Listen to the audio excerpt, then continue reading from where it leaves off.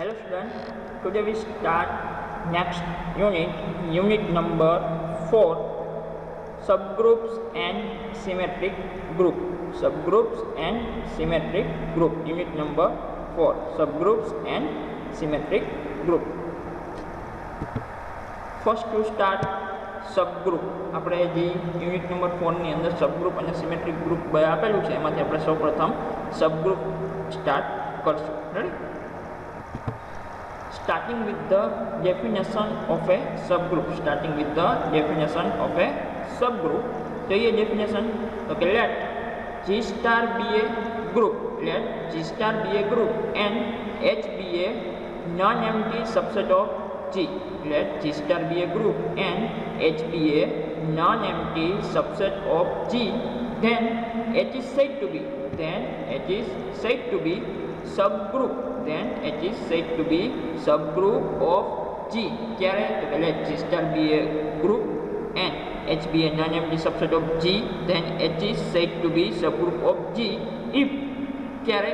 Okay, H star is also group. H star is also group. શું કીએ definition?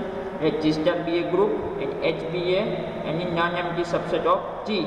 Let G star be a group, H be a non-empty subset of G, then H is said to be subgroup of G. H ને તમે G નો subgroup કહેવાય. પણ ક્યારે? તો કે if H star is also group, means કે તમારું G H તમે non-empty subset G માંથી લીધો એના પર બાઇનરી ઓપરેશન સ્ટાર લગાડો, means કે H star જે સ્ટ્રક્ચર આપ્યું H star એ શું થવું જોઈએ?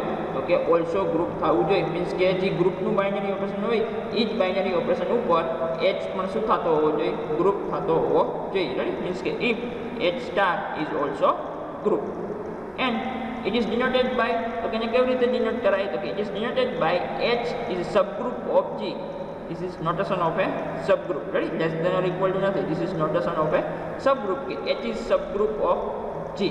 It is denoted by H is subgroup of G or H star is a subgroup of G star. Ready? Definition અને કેવી રીતે એને નોટેશન કરાય સબગ્રુપને, કે જો તમને એમ કીધું કે H is subgroup of G તો તમે આ રીતે લખી શકો. મીન્સ કે H is subgroup of G અથવા તો બાઇનરી ઓપરેશન સાથે સ્ટ્રક્ચરમાં કે H star is a subgroup of G star. Ready? શું કીધું ડેફિનેશન? એટલે G be એ કોઈ ગ્રુપ આપેલું હોય, H be A non-empty subset of G નો આપેલો હોય ત્યારે H ને શું કહેવાય? સબગ્રુપ કહેવાય. પણ ક્યારે? તો કે G તમારું ગ્રુપનું બાઇનરી ઓપરેશન હોય એ જ બાઇનરી ઓપરેશન ઉપર H star પણ શું થતો હોવો જોઈએ? ગ્રુપ થતો હોવો જોઈએ. તો તમે શું કહી શકો? H star is a subgroup of G star or H is a subgroup of G. This is notation of a subgroup. Okay?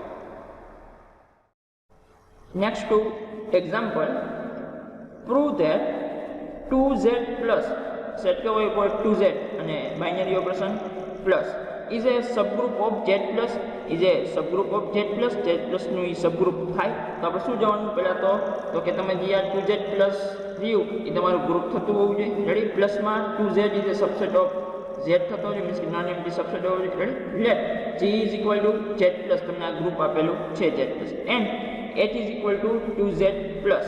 H is equal to 2Z plus where 2Z is equal to, તો કે 2Z સેટની અંદર કેવા element છે? તો કે 2 into M, 2 multiplication M, means કે 2 into M where M belongs to Z. M કેમાંથી હશે? Z માંથી.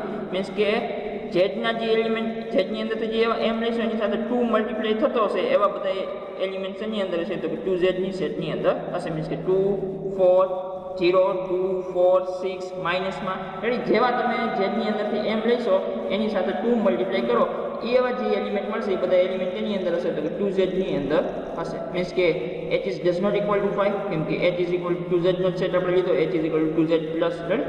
મીન્સ કે H is does not equal to 5 also.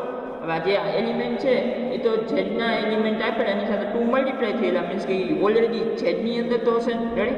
Means કે also H is a subset of G થશે. Also H is subset of G, means કે 2Z plus is means કે 2Z is a subset of Z. Ready? 2Z Z ની અંદર તો already આવેલો હશે ને હશે. મીન્સ કે also H is subset of G. H is non-empty set and H is subset of G. Ready? હવે નેક્સ્ટ શું સાબિત કરવું પડે? જો મારે 2Z plus ને સબગ્રુપ ઓફ Z plus દેખાડવું હોય તો શું કરવું પડશે? તો કે now show that 2Z plus is a group. આને તમે ગ્રુપ સાબિત કરી દો તો આપણે કહી શકીએ કે 2Z plus is a subgroup of Z plus. Ready? Means કે H is a subgroup of G એવું આપણે કહી શકીએ. જોઈએ તો કે first two closure property. Closure property લઈએ તો કે let a and b belongs to 2z means કે two element a and b શેમાંથી લીધા 2z ની અંદરથી લીધા. સપોઝ કરી લઈએ કે a is equal to 2r and b is equal to 2t where every r and t કેમાંથી હશે તો કે z ની અંદરથી લીધેલા હશે રાઈટ. અને 2 મલ્ટીપ્લાય માં થયા મીન્સ કે કેની અંદર આવેલા 2z ની સેટની અંદર આવેલા મીન્સ કે a is equal to 2r and b is equal to 2t. Now binary operation શું છે પ્લસ મીન્સ કે બે એલિમેન્ટ તમે લ્યો અને આપણું બાઇનરી ઓપરેશન એપ્લાય કરો અને આન્સર છે એમાં 2z ની અંદર આવતો હોય તો આપણે કહી શકીએ કે binary operation is A well defined. જોઈએ તો કે નાઉ a plus b is equal to હવે a બરાબર શું હોય 2r here plus binary operation અને b બરાબર શું હોય 2t. નેક્સ્ટ સ્ટેપ તો 2 કોમન કાઢો આ સ્ટેપમાંથી તો શું આવશે r plus t.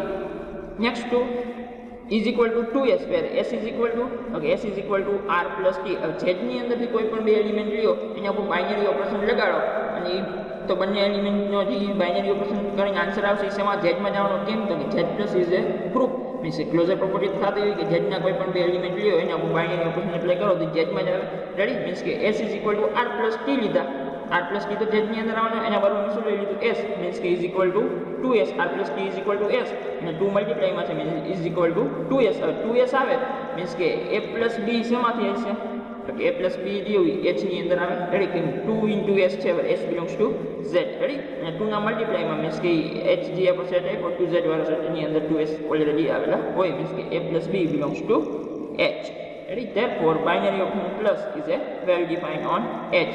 h બરાબર શું છે 2z ready set means કે binary option plus is a well defined on h. જોઈએ નેક્સ્ટ કન્ડિશન મીન્સ કે ગ્રુપની ફર્સ્ટ કન્ડિશન એસોસિએટિવ.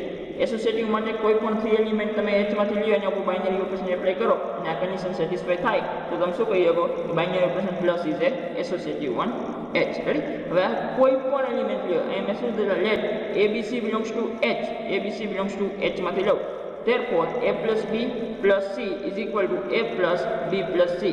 આ કન્ડિશન h ના કોઈ પણ એલિમેન્ટ માટે બાઇનરી ઓપરેશન પ્લસ સાથે પ્રૂવ થાય મીન્સ કે સાબિત થશે રેડી. therefore આપણે શું કહીએ કે plus is an associative on h means કે h ના કોઈ પણ એલિમેન્ટ માટે આ કન્ડિશન પ્રૂવ થશે ready. therefore binary operation plus is a associative on h.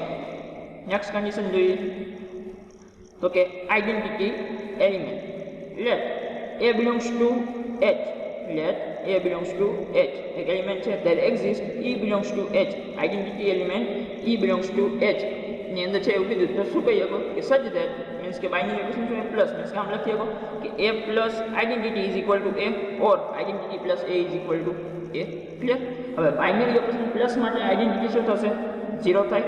એ તમારા સેટ જે h મીન્સ કે 2z ની અંદર આવેલો છે જોઈએ તો કે a plus 2 into 0 0 z ની અંદર હોય 2 સાથે મલ્ટીપ્લાય કરો મીન્સ કે 2z ની અંદર આવી જશે રાઈટ. મીન્સ કે a plus 2 into 0 is equal to a થવાનું કે 0 સાથે કોઈ પણ મલ્ટીપ્લાય કરશો આન્સર શું આવવાનો 0 આવવાનો right is equal to a or 2 into 0 plus a means કે a આવવાનો. therefore a plus 0 is equal to a or 0 plus a is equal to a means કે 0 શું થશે identity element right. it is a exist in h means કે h ની અંદર identity element exist થાય છે રેડી. આઇડેન્ટિટી એલિમેન્ટ એડિશન માટે શું હોય 0 રહ્યું h ની અંદર છે. therefore 0 is an identity element is exist in h means કે 2z h is equal to 2z એની અંદર આઇડેન્ટિટી એલિમેન્ટ 0 આવેલી છે. નેક્સ્ટ ઇન્વર્સ એલિમેન્ટ કે let a belongs to h કોક એલિમેન્ટ a રહ્યો h ની અંદર there exists b belongs to h. મેં શું કર્યું તો કે b ને એના ઇન્વર્સ તરીકે આપણે લઈએ such that તો a is equal to 2r. હવે પ્લસ માટે તો કે એનો ઇન્વર્સ જોતો શું માઇનસ મલ્ટીપ્લાય થયેલા હોવો જોઈએ મીન્સ કે b is equal to minus 2r means કે આ શું થાય તો કે એનો ઇન્વર્સ થશે વેર r અને માઇનસ r શેમાંથી હોય તો કે z ની અંદર આવેલા હોય રેડી.